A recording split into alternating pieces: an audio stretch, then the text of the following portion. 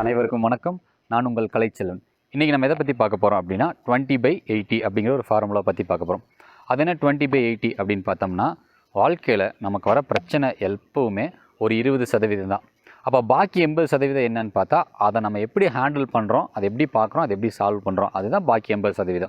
ஒரு பிரச்சனை வந்ததுக்கப்புறம் 20%லேயே முடிக்கிறோமா, இல்லை அதை வளர்த்து 80%மாக மாற்றி மொத்தம் 100 பண்ணுறோமா அப்படிங்கிறது தான் அந்த 20/80 அப்படிங்கிற ஒரு ஃபார்முலா. இதுக்கு ஒரு எக்ஸாம்பிள் சொல்லணும் அப்படின்னா, நான் வந்து ஆஃபீஸில் இருக்கேன், பஸ் ஸ்டாண்டு போகணும், பயங்கர மழையாக இருக்குது, என்கிட்ட கொடை இல்லை.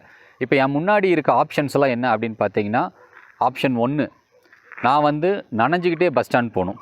ஆப்ஷன் 2 மழை விட்டதுக்கப்புறம் பஸ் ஸ்டாண்ட் போகணும்.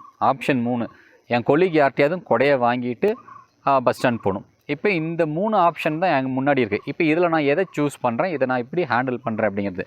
இப்போது மழை விட்டதுக்கப்புறம் நான் போகிறேன் அப்படின்னா எனக்கு வந்து காய்ச்சல் வராது.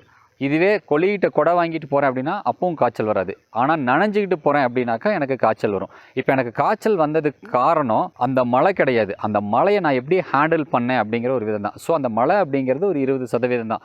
அதை நான் எப்படி ஹேண்டில் பண்ணணும் அதை பொறுத்து தான் அது 100 மாறுறதும் இல்லை 20லேயே முடியறதும். ஸோ இதுதான் 20/80 அப்படிங்கிற ஒரு ஃபார்முலா. நம்மளோட வாழ்க்கையிலையும் வர பிரச்சனைகள் எப்பவுமே 20% மட்டும்தான். அதை நம்ம எப்படி பார்க்குறோம், எப்படி ஹேண்டில் பண்ணுறோம், எப்படி அதை சால்வ் பண்ணுறோம் அப்படிங்கிறத பொறுத்து தான் அது 80 100 மாறுது, 20லேயே முடியுது.